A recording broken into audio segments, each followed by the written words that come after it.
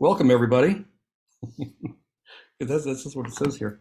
Welcome to today's webinar. This is Chris writing for a competitive advantage. And this is brought to you by Renewed. And Renewed is the open network. I'm going to read this too. The open network for specialized subscription, membership, and event professionals. I want to note that there was an Oxford comma in that list. I'm Tom Hagee. I'm a legal writer, content producer, podcaster with HB litigation and critical legal content. That's me. And I'm gonna try to host this today. So everybody should be on mute. So okay, checking, you all are. And if you're unable to hear or see us, or having other technical issues, if you can't hear or see us right now, then there's no way to communicate. If you have any other technical issues, please write to Kim at Renewed. Kim is on here with us, running the operation. And if you have questions for our speaker today, who I'll introduce, you can submit them throughout the presentation. We may jump on them right away. We may not. We may save them for the end. Somebody just commented. We already got our first criticism on the Oxford comma. Oh, we got one. No, there's two people commenting on it. Good God. This is a hill people will die on. All right. Well, you know what? Well, just for that, we're going to talk about it. Let's see. After the presentation, you can have access to the recording. There are, and let's see, that'll be at Renewed. That's misspelled. That's RENEWD. There's no third E there. Renewed.net/resources. You'll also get an email once it's posted.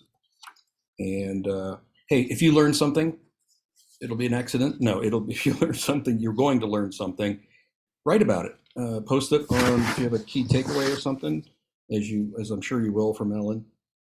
Please post that on social media too. You can use the hashtag. It's the hashtag. What's it called? Hashtag Renewed. RENEWD. All right. So let me introduce our speaker and get rolling here. I actually took notes on your background, Ellen. Okay. Well, I am here as backup. I remember it, so you can count on me. Thank you for pitching in. So I came to know Ellen. It's actually a pleasure to work with you, Ellen. This is just fun. It's great when professionally you get to do something that's just fun and sometimes goofy. But Ellen, you are a creator of the way you describe it as traveling pop-up grammar advice stand. So Ellen will set up a table in the middle of Manhattan or Madison, Wisconsin, or wherever she has traveled to, and it's called the Grammar Table. You'll see pictures of that. We'll talk about that a bit more. And her adventures traveling around with that served as the basis of her latest of 4 books on language. It's Rebel with a Clause. This isn't a plug at all. Rebel with a Clause, Tales and Tips from a Roving Grammarian. Yeah, I read it. I liked it. I liked it a lot. She's also co-founder of Syntaxis, or is it Syntaxis, or Syntaxis, a communications skills training consultancy, and I probably should sign up. You have a BA from Harvard College, I've heard of it, in German Studies, MA from UCLA in Comparative Literature. I read Madame Bovary, didn't understand it. You've studied 25 languages for fun. Okay, I'm learning the ukulele. That's wild. I know you're not fluent in all of them, but you've studied them all, and I think that's just very cool. And you live with your husband, Brant Johnson, on the Upper West Side of Manhattan. If anybody, you want to give everybody your address in case they want to stop. No, okay. Anyway, I just met him on Zoom the other day for the first time. Very nice guy, and knowledgeable about Zoom and other things. So, okay, did I say anything wrong there, Ellen? No, it all sounded good. Yeah. And it's very funny that you mentioned Madame Bovary, because I literally talked about that book yesterday, probably 15 hours ago. So I find it, I wrote a paper on it in school. This is probably not a great way to begin this. No, but this is horrible. I wrote a paper on Madame Bovary in school, and my AP English teacher gave me a D+ and made me rewrite it. Oh my gosh. Oh my gosh. So I was recalling that. I just got a little bit I went overboard on the meaning of the color blue in Madame Bovary. I You went somehow you went a little missed a ovary few on things. Madame Yes, Bovary. but my rewrite got a good grade. So don't worry, this is not a Okay. bad place to be. I think okay. I think I had to drop the class. All right, so let's talk about it. So I have this. I've put this into sections like who is Ellen. So first is rebel, and then we get into nerd, which is a term I use with affection, Well, I and then never. well, I never. All right, so this first section, let's talk about rebel. Let's talk about your grammar safari, I call it, and how you turned it into a book. What can you tell us Sure. about it quickly? Sure. Back in the summer of 2018, I was tired of being on a computer all the time. I don't know if any of you maybe have shared that feeling. I'm still tired of being on a computer all the time, but I was on the computer all the time, often talking about language and language groups online that I had joined, many of them on Facebook, language interest groups. Um, Behind me, I have a library. These are all grammar books behind me, and dictionaries for different languages that I studied, and also some I haven't studied. But I was just nerding out regularly online, talking about language with people all over the world. This is the great thing about the internet. It hooks you up with people who like the same things you do. But eventually, it also separates you from people. So I was talking with people online, but not talking to people in real life. And I am a person who loves talking to strangers, not in a weird, annoying way, I don't think. I think I have good judgment about that.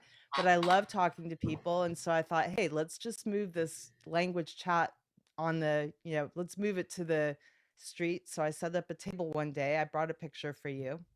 I set up a table one day on the street outside my apartment building. This is me. You can see that my original set. This is actually the second day of the grammar table. I bring a lot more resources out now than I did initially. So I have a whole cart and everything, and I haul all sorts of usage books and dictionaries. But this is my original location. Very filthy, very typically New York. And people just started coming up to me and asking me grammar questions. Um, what is oh, here's my sign. You can see it close up.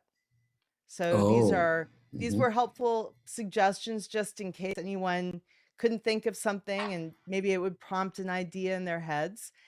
So I drew this sign, stuck it on the table that first day. And since then, I have taken it to 50 states. I've taken the grammar table All of to all them? 50 states, all of them. It was 47 when I wrote the book because Okay. I had been to my husband went with me, Brant, and he filmed the whole thing. He's working on a documentary right now about it. That should come out, I hope. That's the goal for it. And we went to all 50 states. We went to 47 states by January 2020, went all over the country. We're just missing 3. So we drive into town, pick a spot, I'd put the table down, and then people would come up and ask questions, and he would have the cameras rolling. And then we were going to do the last 3 in the spring of 2020, but as you know, Yeah. something Hmm. happened. So Something. I didn't do the last 3 until the summer and fall of 2022, but they're all done now. So I've been from the mean streets of New York to the side of a mountain in Alaska. That's where it was. Okay. All right. So you and in the book is it chronicles all of your not all of them, but a lot of the people who came up and argued with you or gave you new insights, asked questions about and so I think you settled a couple fights even. I think people came in, couples may have come in. One was absolutely sure they were right, and the other one was also sure they were right. So you mediated some disputes, and I'm Yes, sure that I have a subspecialty in grammar conflict resolution. perfect. Yeah, you have to have a niche. You got that. I don't know if you have any. I don't know if you have any favorite stories from the book, but if you do, you can share them. If Oh not, yeah, I'll do that. I'll do that. Um, I see that there's a question about the quantity of grammar books behind me. If I could remember how to switch the view, you could see that there are a lot more than this behind me.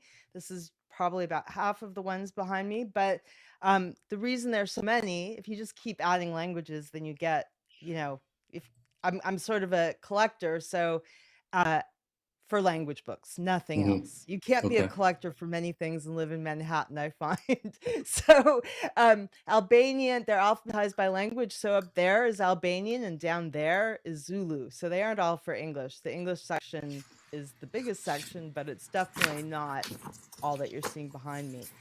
In terms of what happened at the table, so people come up, sometimes they come up, they don't even say hi. They just walk up and they instantly ask a question, which I find hilarious because it's sort of like being just, I don't know, like a tour guide or something. They just see someone sitting there and assume that it's just like a natural thing. So someone will walk up and say, if I want to send an email to the Joneses, how do I write the plural of Jones? That kind of thing. And that actually doesn't come up quite like that very often. But then I answer that. Okay. I should probably address that because a lot of people don't know how to do that. The plural of Jones is Jones, not the possessive, just the plural. Like if I said the Joneses live down the street, it is. I just typed it. It is Joneses. That's the plural. Um, Other times, oh, and a wife came up to me right away, and she said that she thought her husband had texted her an error because he said something like, let's say their name was Smith. So he had texted her something like, another fun night out for the Smiths. And he had done Smith apostrophe S. And she was pretty sure that he was wrong. So they showed me the text messages. I've seen quite a few people's text messages at the grammar table, which I find very funny. And the wife was right, as I have found is quite regularly the case. Yeah. Yeah. It's easier that way. But I'm objective, so whoever's on the right track at the grammar table, I'll support them. But what I find often is that there's sort of, if groups come up or couples, there's a sort of mock arguing about it. They pretend to be mad, but they're not really mad. And there's a catharsis about it. You debate some sort of, language point, you get resolution, you walk away. It's just kind of fun. So I often, after these things, would, when I would go set up for a couple of hours, I'd be in the best mood afterwards. It was just funny and fun. Yeah. The most common question I get by far, though, is about the Oxford comma. I No mean, kidding. it's an obsession. In fact, on the subject of writing, when I was writing my book about these adventures, the chapter that I had for the Oxford comma was initially something like 120, 130 pages of material. So I had to cut that down because Yeah. no one wants a whole book about the Oxford comma. Actually, I really think they kind of do, but they don't know it. So anyway, I cut it down to a reasonable chapter size, but that's how often I get asked about it. And often those conversations are the most hilarious because people get attached to the way they want things to be. And this applies to a lot of language things. Often the way they want things to be is the way they remember being taught when they were about 10. They may or may not remember correctly what they were taught, but they're very attached to it. And disabusing people of these of what are sometimes language superstitions is one of the roles of the grammar table. Yeah. I think the one that I remember, and I finally had it explained to me, was the split infinitive. Yeah, the split That, infinitive. and I'm trying to remember if you will correct me, of course, but I think that it was what I heard was that that was a rule that came from Latin because you couldn't split because Yeah. Latins there weren't two words for infinitives. But Right, you and tell I me. actually, just to so people can see what that looks like, um, this is the kind of thing that some of us, probably not all of us, because it comes up less now, I find. But when I was in school, I was told not to do this. So between the to and the rest of the verb, I was told, don't put an adverb in between them. You should move it over here. And a lot of people my age or older still adhere to this rule, but if you've been hobbled by it, I definitely advocate abandoning it. Sometimes it sounds better to split and there's no better place to put the adverb. Sometimes it moves easily and it's not an issue, but it is really based on grammar superstition. It doesn't have anything to do with with English, and as we've come to a better understanding of English without relying on Latin grammar to inform how we think about it, because every Mhm. language has its own system, people have become a little freer with that. Yeah. Well, we have segued into the nerd sections. This is good though. We want to talk about this is about we're going to talk about professional writing. We are talking about professional writing here and how incorrect usage can muddy your message or give the wrong impression or send the wrong message about your company and about you as a professional. So you want to just give us a few thoughts. Why is this stuff important? Because some of the people might look at this and who really cares is about the Oxford comma or the serial comma. I see it's also called Yeah, or the it's also called the series comma. series comma. So it goes under a lot of names. It has way more names than its importance justifies, by the way. I mean, Mhm. it's really, but I do think it's instructive. The fact that people think about so much, and once they get attached to it, it's often very hard for them to live without it. I personally am agnostic. I can do whatever the style guide I'm working with calls for. I should probably I should give an example of that at some point, but let me address your question first. Okay. When I think about, I teach business writing for a living. That is my anchor work, and that includes email etiquette, includes writing all kinds of documents, anything from proposals to reports to whatever, marketing copy. And I teach email etiquette. The majority, I find, of what people write nowadays is in fact email. So gradually over the 20 years or so that I've been doing this, the focus of business writing classes, unless the client specifies they want something else, has moved increasingly to email.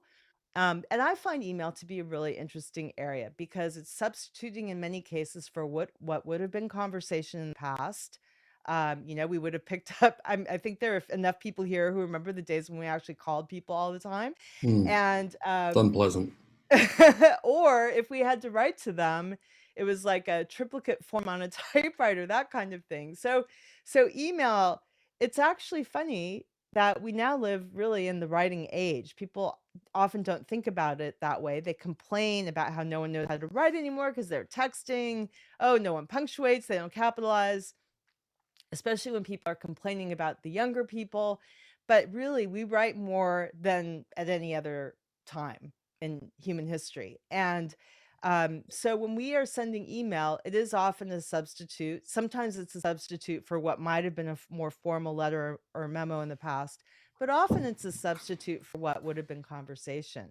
And I think that it's important to toe the line between, you want to be professional, but you also want to be authentic. And so I sometimes get people hiring me to ensure that their employees write formally enough that they aren't just lowercasing everything and skipping punctuation, putting 50 exclamation points and a bunch of emojis. But I and I don't get hired enough as often to do something that I think is important, which is to get people to write like the human beings they are in email. So, you want to represent yourself, you want to sound like yourself, you want to be using language that you would feel comfortable saying to the person face to face. I think about that kind of thing a lot. So there, you can be perfectly natural and still be professional. So I'm talking about the difference between um, uh, pursuant to your request, please find attached the marks analysis versus as you requested, I have attached the marks analysis. So sounding like a human being. And I think there's a quiet authority and power in having a style that fits the human being you are. Right. Okay. Well, and some people take in writing an email, there's a tension between I just want to dash off something quick and I don't care if it's wrong. Um, but then part of me thinks sometimes I'll see it later in a thread and thinking, oh man, I should have at least proofed my own email. So it just seems like uh, some things are like texts are very conversational. People don't even bother with caps or punctuation. In fact, my kids will make fun of me if I do. But you don't have to put that in. Yeah. The so I guess that's my question though is how much attention should we pay to writing our email? Yeah, I think of it as a kind of fluency. I actually do send a lot of texts with, not to clients because I don't really text my clients, and I would do it differently if we were talking about the workplace. But with friends, and I've done this with you too. I don't know if you remember, but I often don't capitalize, I don't did notice punctuate. that. Yeah, so I hope I hope people aren't going to suddenly drop off of this call. Can't believe her. but but it's an automatic switch for me. I'm suddenly hearing a buzzing sound. Do you hear that? No. I can hear Okay. it. It might be You coming can from hear it? Tom. Yeah, Coming we're from hearing me? it as well. We are definitely hearing it, whatever it is. Let me see if we have, do we Let me need, see if it's everyone's, me. I think it might be you. Oh, it just went away, Tom. So why don't you just mute yourself while I answer and then we'll worry about that. Maybe it will go away. Um, what was my question again? I forgot my question though. Someone remind me what the question was. We were talking about like how you actually text super casual. Oh, yes. Right. So there's like a bilingualism, or maybe it's a trilingualism, and you can have different styles and move automatically in and out of them. I guess what I sometimes hear from teachers is that they don't find that their students move in and out. So they might get, and this is through the college level, which I haven't taught since 1994. So I'm not extremely in touch with what 18-year-olds are doing right now. But teachers and educators complain sometimes that, and employers of young people complain that they don't make that adjustment smoothly. And that's something I think is perfectly fine to be more casual, as long in certain contexts, as long as you can make the automatic adjustment.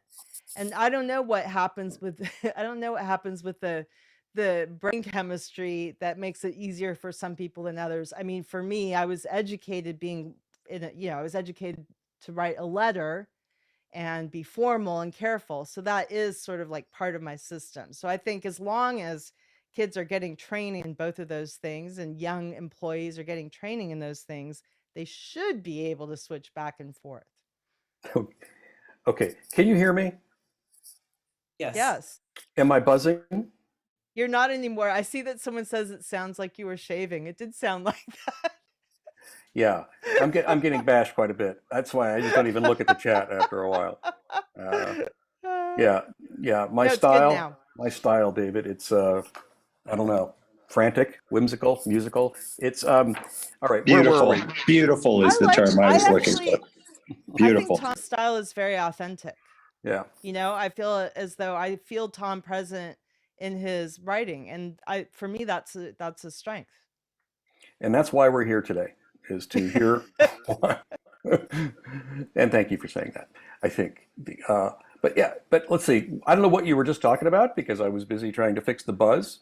But yeah, you've got some other things. I don't know. It's funny how some things, like you use the phrase "toe the line." I don't know how many years I went by just assuming that was TOW, the line.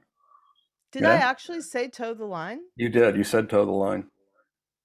How odd. Yeah, Yes, Kim, I can see you read that. back the transcript? I see that spelling a lot. You know what? Another word that's commonly misspelled is grammar. Really often, Yeah. and that includes when we get inquiries at our business about doing grammar training. It's often for the MER version of grammar. But English is a minefield of spelling challenges. So there's a logic to why people put that. But yeah, anyway, if any of you write to me after this, my email address is ellen@grammartable. Just make sure you do GRAMMAR, not ER. Spell it right, damn it. I guess the one of the things from a writing nerd is the one space or two spaces between sentences. My God, what happened to it? Yeah, well, it mostly went away. But if you're What writing your own, what if went you're away? writing your own email, you can send it two spaces after periods. I think the thing Okay. that is unfortunate is when people collaborate on a document and one person is putting one and the other person is putting two and they don't actually notice, and then you get this thing that's all jagged. But it's just a convention that changed. I mean, there's a complicated explanation about spacing and typewriters and how space is allocated, which is, I guess, true to a significant degree, but also sometimes conventions just change. And you can see if you read old books that there was just a lot of, I mean, sometimes there's really a lot of space between the end of a sentence and the beginning of the next one. I personally was trained as a two-spacer. I put two spaces after every period. And I started to stop. That's a fun wording. I started to stop in 1995 when I first began working as a freelance reporter because what you see in print is one space. Okay. Tell my thumb that. All right, so let's move on to professional writing. And we've got a good question already to kind of kick us into that from Jennifer. Any tips for taking editorial content and putting it into marketing copy with that authentic voice? I think this is a good place to address that. Yeah, that is, I mean, so I see that she commented using someone else's copy and putting it in your voice. That's always a challenge. I mean, so much of this is really in the detailed manipulation of individual words, so it's very context specific, but I find that for myself, a major hang up a thing that keeps me from getting the authentic voice is often a lack of knowledge about the material. I used to do a lot of marketing and advertising copy for financial technology firms, and often I was initially, especially, I was writing about things I didn't know about, or I'd be writing an article. This also was true when I was writing articles about, like, one of my first magazine articles was about power project finance. And I just I didn't know about these things. So I try to take the time, even though it's time consuming, to overeducate myself about the topic so I'm closer to it. I remember I had a professor in graduate school talking about the etymological link between author and authority. You really need to know your material to be a confident author of text about it. And that always helps me. But I for me also, I try not to burden myself too much at every individual step. So let's say someone gave me content and wanted me to punch it up. I'd make a pass through it, and maybe I'd make just a change, one little change. Maybe it's even just an apostrophe, but I keep going through things. That's where I think one of my strengths as a writer is I'm tenacious. And Mhm. so it's sort of like that um that that photograph in that Kevin Costner movie. Was that called No Way Out? Am I imagining that? There was a movie where there was a photograph, and this was in the He older did days, of do course. No Way Out. Yeah. There was a Yeah. movie No Way Out. There was a Okay. photograph. What was the photograph part? Wait, I don't- is it with is that the one about, is Gene Hackman in that one? He's in He's a everything. Russian Okay. spy. Well, yeah. I mean, Well, it's a good Gene movie. So Hackman's not, but if you haven't seen it, I don't want to give away the plot, but there's a photograph of a suspect, and the technology was older then, so they had to really use this very time-consuming software. And it was making a pass back and forth, and the photo was coming into view, so they would know who was in the room. I feel like that's what I do with writing. So I uh, I put a whole bunch of copy out there, or I'll start with a bunch of copy, and I just I'll go through 200 times. I don't care, just whatever it takes. And each time I go through, something new occurs to me. So I sometimes think that people get held up by a sense of how they're supposed to write. Like people write an orderly outline, they flush it in, it's all perfect. No, I vomit a whole bunch of junk onto a page, and then I am fixing night after night after night. So I do think, I find it easiest to write in an interesting and engaging way about grammar more than anything else, because I love it and I know more about it than any other topic probably. But you can always get closer to a dream goal, and I feel like that's sort of the other thing that hobbles people with marketing copy for material that's not your own is the facts. You have to be super careful not to change the facts in any way.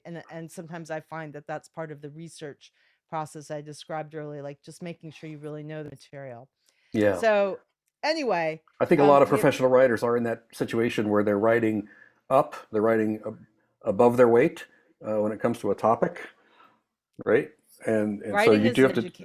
writing Yeah, is a window into new content. I mean, I learned so much about so many topics from writing, but it is painful when there's a gap between your knowledge and what you need to know to do the job well. right. Let's see. So vomiting. Okay, that's what we'll get to that in a minute. We'll get back to that in a I'm minute. great for those early morning or right before lunch conversations. Yeah. Invite me to Well, lunch. yeah.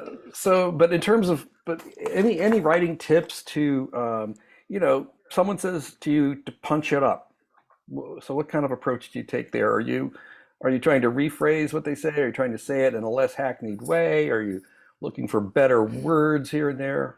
What are you looking for? All of those things. And I also, for something that I really wanted to make sizzle more, I would probably, I'm often reading it aloud. So I pay a lot of attention to sentence structure and the smoothness, the rhythm of a piece of writing. So reading aloud helps you hear that.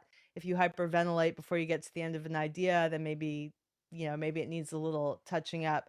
And I tend to think of it in a very technical way, the structure. So I might say, "Oh, I see why that sentence isn't working. It's because there are 5 prepositional phrases plus a relative clause between the main word of the subject and the verb, and it's slowing it down." Sometimes people have this really significant subject verb chasm, I like to think of it as. So I might bring them closer together and move some of the modifying phrases out and put them somewhere else. Sometimes it's many adults write sentences that are excessively long. So I feel that there's a healthy disrespect out there for the short, simple sentence. So I often use short, simple sentences. I'll use fragments.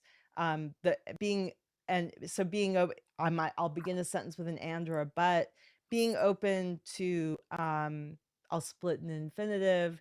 So sometimes superstitions about writing, beliefs about what you can or can't do, like, oh, I can't end that sentence with a preposition. That's another superstition for marketing Mhm. copy. You have to make sure you're not getting, you're not adhering to that, because you often have to. Like, that's the book I was telling you about. I just ended it in a preposition. I'm not going to say, if I'm trying to do something punchy, I'm not going to do, that's the book about which I was telling you. That's just not Right. that's You just know. not sexy. Yeah. Yeah. No, I got you. I remember when my younger daughter asked me for help on an English quiz that she was doing, and she said, "Dad, what is this? Is this a run-on sentence? Is this a whatever? Is this a proper use of a preposition?" And I just looked at it and thought, "Oh, well, I'm a writer." Yeah, she came back, "Dad, I got an F." Um, so I guess her teachers were more sticking to the rules, but Well, and you also have to, yes, and I think that's unfortunate. I think some teachers do stick to rules that aren't really rules too much. But I just want to say one more thing about the punching up. The language itself is very important. So yeah. in writing for businesses, I used to have to deal with a lot of buzzwords. That things would come to me full of jargon and buzzwords.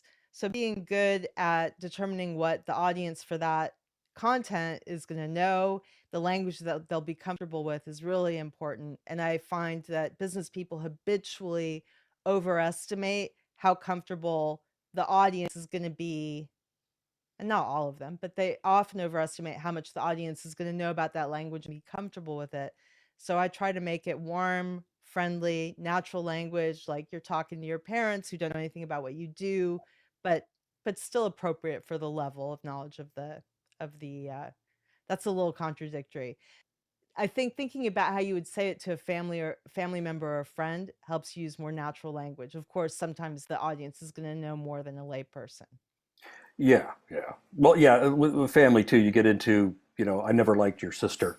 But that's how everything starts with me. The what about the visual of copy? Because we're reading so much, so we're looking at web copy, we're looking at email copy. What would you say about breaking things up visually? Do you have much of an opinion on that? Use of subheads and things like that? Yeah, I used to write advertorials a lot, and I often this was 25 years ago or so, and I 25 years ago. And I remember that they would give me a word count range, and I would sometimes feel guilty if I did the lower end of the range. But I remember seeing a couple of the early advertorials come back to me, and they were too dense. There wasn't enough white space, and it would have, I think, it would have been better if I had gone with the lower word count. I think a lot about the value of white space. And, when I think about writing email, for example, or anything, um, often people hate receiving these emails with long paragraphs, very little white space, long sentences. So people hate receiving that stuff, but they still send it. So Yeah. I try when I'm writing, I really try to tap into my inner reader. Like, what does my inner reader like? And then I'm trying to replicate that as a writer. So I value and respect there's a lot of white space in my book. Okay. Yeah, there is. I've noticed it. That's good. And you also have quizzes at the end of every chapter, which I like. do. I have drawings, I have tables, I have quizzes, I have white space. So there's a lot of room so people can, like, it's sort of like a little bed between sentences and between paragraphs for people to rest a bit. Yeah. Well, let's see. I guess, yeah, I one have thing that's, something, Tom, oh, may I please, say yes. one more thing? I would like Yes, to say one more of thing. course you may. The pace of information is also extremely important, and I find, I mean, you have to balance the need for economy of language with the need to present things at a pace that people will be able to process it. And I find often, especially when the material is a little more technical, that people try to cram too much into a sentence, or they don't give Yeah. you the kind of basic thing, just like the basic, very simple language thing that you need to lead people into whatever the process is or the product. You have to warm them up with something that's accessible. So it's not that people are slow, it's that sometimes things, they just have to be led into things in a friendly Yeah. way. Oh, I'm slow. But no, that's right. I mean, we're looking at so much. I think, just being kind and courteous to the reader sometimes is like, Yes, now I see a comment in reaction to the white space thing. I hate paragraphs in emails. It's exhausting. So, you know, this is an important point about email. I find that very odd, first of all, I would like to say, but we are all entitled to our own opinions. And for me, one of the really exciting things about email is that there aren't prescriptions in the sense that you might have had them for letters. There's a standard format for business letters that even now people mostly follow, although since people haven't been trained in writing business letters, maybe it's a little bit more random than it used to be. But email, it's like this really quick game of ping pong with people all over the world. Everyone has different habits and standards, different levels of formality. And so I think for people who are intuitive about human beings, who can understand the person on, they pick up clues about the person on the other end of the email, for example, they can make adjustments, or any audience for any kind of writing you're doing, but you can make quick and minor adjustments to match the person. um, I think that's a pretty exciting thing that email gives us more insight into. We're all different. How do you reach those people? all right, well, really focusing on then, I'll just call it being an author, which can mean writing creatively, could mean writing marketing copy. And you talked about being your authentic self. We talked about the process a bit, where you tend to, I'll just say, spew rather than vomit.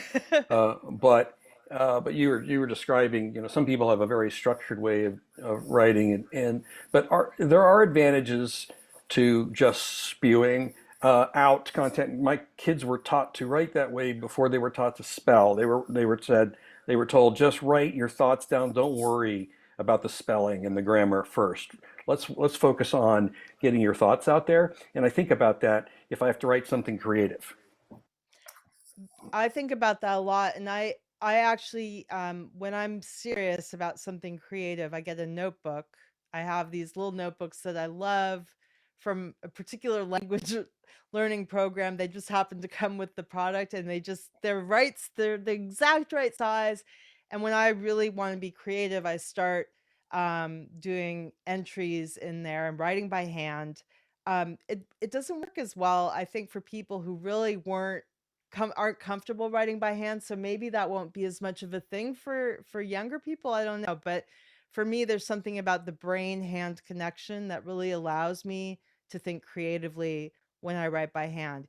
Even if you don't write by hand, even if you type, I think a failing for a lot of people as writers is that they don't give themselves space, apart from multitasking, distractions, and interruptions, to think really carefully and fully and give themselves a chance to spew all those ideas onto a page for whatever it is that you're working on. I mean, it could be a report, it could be whatever, it could be some sizzly piece of copy to really brainstorm. See, I just split that infinitive and I'm I saw fine with that. that. And have that be a non-judgmental phase where you're not criticizing yourself. You just dump it all on the page. I think I'm really good at that. I think I'm good at turning off my critical voice long enough to get my ideas out there. And it has to be away from, you have to turn off the email and the alerts on all the different things that beep at you. I get messages coming in from lots of different sources. And if I am constantly interrupting myself, I'm never going to give myself the freedom to think. Good writing is above all good thinking. You have to have good thinking behind good writing, or it's just going to be Right. insipid. Yeah. I guess too, when we get into the creative space, I found with myself, sometimes I'll say something, I'll think to myself, this sounds good. Then I think, you know what? Sometimes I think it sounds good because it sounded familiar to me. And I mean, that was a long time ago. Then I just try to think, that's when I start just riffing and just seeing what comes out, just coming at it from different approaches. So I guess, can you just talk a little bit about that space with being your authentic self and being original? Yeah. Um, I think so. I say one of my tics is I say I think too much. When- Mhm. we all have our tics. A key to writing well is making sure that you know your tics and getting rid of them before you press the send button. Yeah, right. I find in professional settings that there's a flight to safety in writing. And what I Yeah, mean by that is, if when people think of something novel that they've never seen before, maybe they have an idea, the way of expressing the idea or the idea itself, or an innovative suggestion that it feels uncomfortable to them because they think, well, I've never seen anyone say anything like that, so maybe I shouldn't say that. And they tend to be safe and take the more innovative stuff out of their writing and their ideas. I think it's important to remember, I mean, it's not always going to be a good idea to say that weird idea, but it's right, important to remember that often the most innovative, creative idea or formulation is going to be something that you don't see everywhere. right. Often people are affected in the way they write in a business setting by what most people do. But what about that one person over in marketing who writes differently from everyone else? When you get the emails, you think, wow, that's unusual. Maybe Hmm. that's the person that you should be emulating more. Um, so, and when you've probably all had this experience when you're reading an article or a book and a writer describes something that you did when you were a kid or when you were a young adult, and no one else has ever described, and you think, oh my gosh, I do that too. I had a thing that I wrote about. I mean, I know other people have written about this, but but just as an example of the category, in my latest book, In Rebel with a Clause, I wrote about how when I was a kid, I obsessively read cereal boxes and the bottoms of Kleenex boxes. So at the breakfast table, I was always looking at the back. I would read all the list of ingredients. I would read every single word, including if there was a copyright. And Kleenex boxes too. When I was a kid in the 70s, they often had useful information on the bottom of the Kleenex boxes. So in the bathroom in the bathroom and the kitchen, there was a lot of reading going on. And I've had a number of people write to me about they'd never seen that in writing before, and it touched them. So it was something different for them that caused them to know themselves in a new way. And I try really not to shut out. I've noticed in my business email too, I sometimes say things in a way that I don't really see normally. I think that um, I know I'm being a little abstract, but anyway, I did just have a concrete example, and people like that. They like to Hmm. be They like to be connected to something novel. Right. Yeah. So you find something that's relatable. What you mentioned, the marketing director, how they write, which reminded me of the challenges of writing in groups. Either writing in a group. I know I've met comedians who when they call it writing when they all sit in a room and just start riffing at each other and somebody takes notes. So that's writing. But then sometimes, in an editorial and creative process, things are going back and forth and back and forth. Any thoughts on making that a smooth and productive process? Yeah. I find that I personally am a particular way, and the particular way I am is I hate group anything. I just hate it. I cannot think. I need my quiet. I need my pen. I need my paper. But my partner slash husband Brant, he's great at improvising. He's great at developing content with other people in the room. I think once again, if you have the opportunity to decide how you work best and play to that, it's important to know yourself. And, actually, I find that the knowing yourself thing for me is important as a reviser of my content. Um, sometimes you just feel like your brain's gonna explode if you look at that page one more moment. Uh, I think what I am good at, first of all, is maybe walking away when I need to, but also sometimes in a writing process, your brain is okay with doing a certain kind of editing and not another kind of editing. For example, I may need a deep structural rewrite of something I'm working on, but I'm just too tired to do it. I can't quite manage it. I don't have the vision for it. But maybe I have a lot of energy for editing on the sentence level to punch up my sentences, and I will take advantage of that, even though it's kind of early to be doing the minute stuff when I still need to do the structural rewrite, which is sort of a more profound thing. I'll go through and I'll make those little edits. I'll do the things that my brain has the capacity for, and it ties me more closely to the writing. And then maybe as I'm fixing an apostrophe, I say to myself, oh, this section really needs to be before this other section. So I try not to give up on, I may not be able to focus on a big goal in one moment, but I'll focus on the smaller one, and that may tease me back into a bigger accomplishment. I hope that made sense.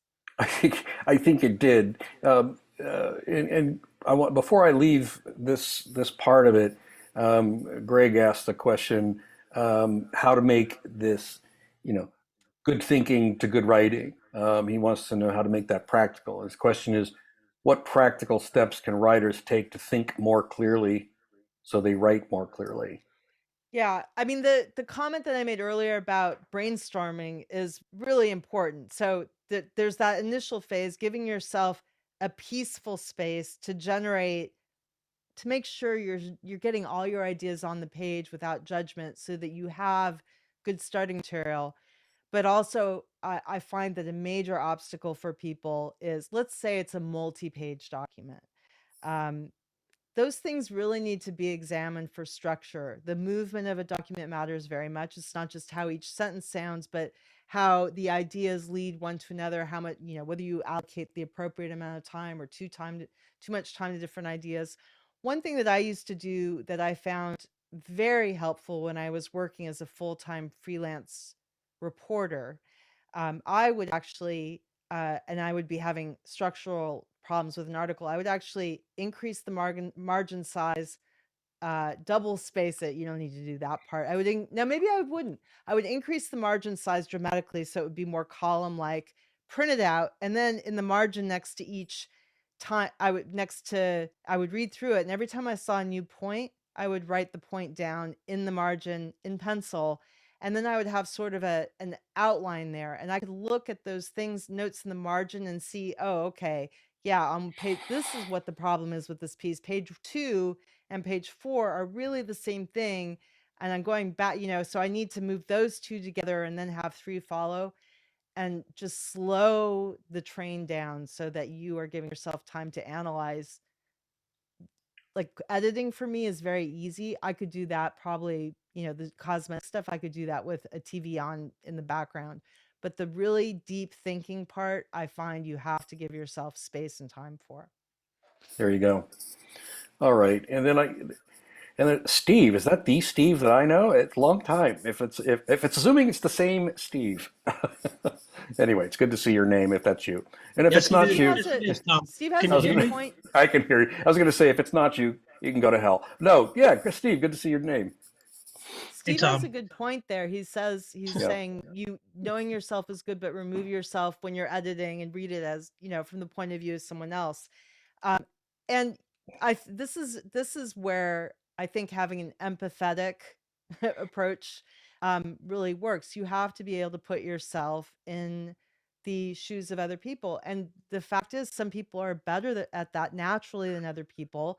The job of people who have a little trouble with that is to keep working on that, to learn how to think like other people. And also, people accumulate that wisdom over a lifetime, how other people think. You have to have encounters with them and learn more about other people.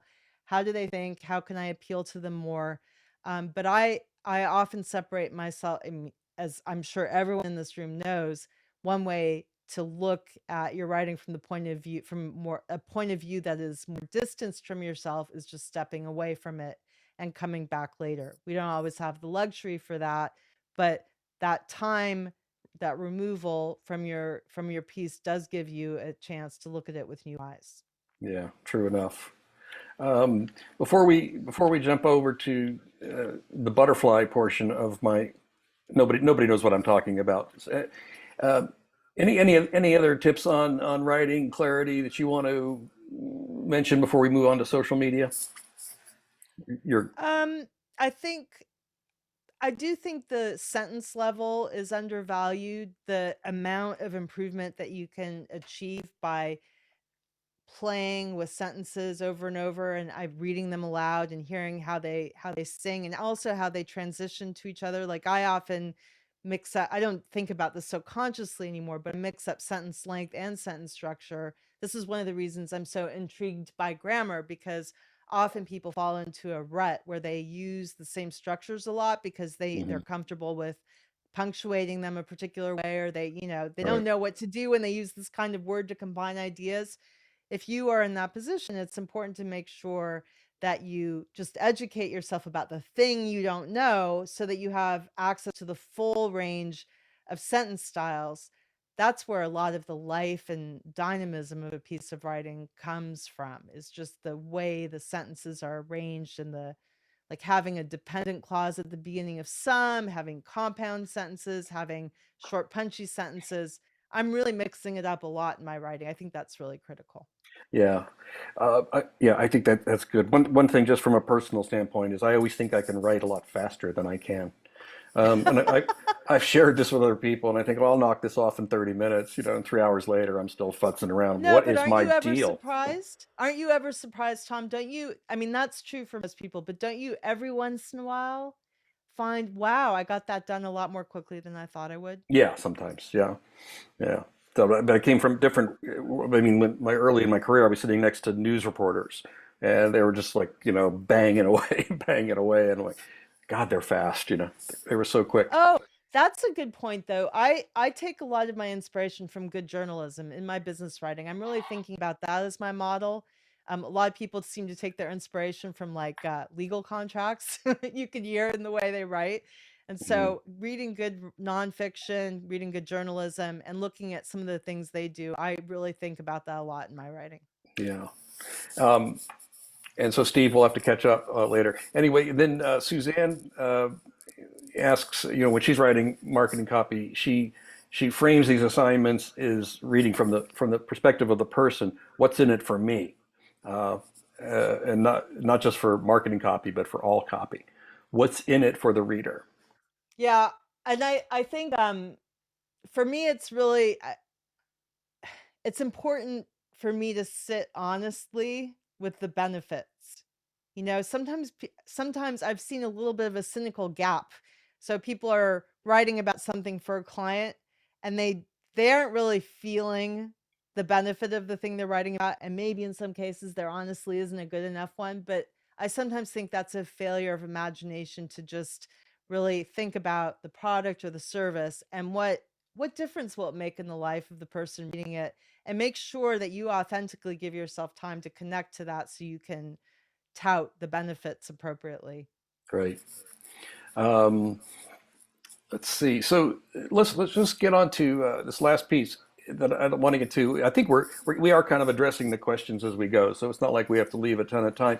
But let me just give you a warning. If you have questions, why don't you put them in the chat now, and we'll get to them. And just briefly on social media, because that's how I came to meet you, Ellen. And I think about I think about social media contacts. I became friendly with.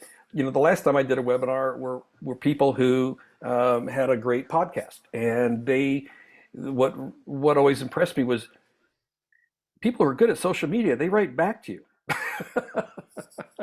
They're actually social, and you did. I thought, oh wait, here she is. This is the real person. And it seems to me, as you said earlier, using social media, in my mind, you helped identify an audience, connect an audience, and you created a product almost with your audience. So, can you talk about your social media experience? Yeah, I mean, I know you mostly from Facebook, which was actually my original main social media Right. medium. but but over recent years I've actually switched over more to Twitter, which I don't know what's going to happen with that. Yeah. But I'm really using it. So what I do on Twitter is whenever I encounter something that I think is interesting linguistically, it turns into a Twitter poll. This is on my grammar table account over there, by the way, not the one under my name, on my grammar table account. And, maybe it's a sentence and I'm interested whether people like this word or this word better. They like this word order or this word order better, whether they have a prejudice against beginning a sentence in this way or not. And I also get a lot of people writing to me with questions, and those often turn into Twitter polls regularly. I mean, anonymously if people want or not, if they don't. But I'm using it as a vehicle to satisfy my personal curiosity. I get questions from people sometimes. What are you doing with this? Are you turning this into a book? What's happening with this?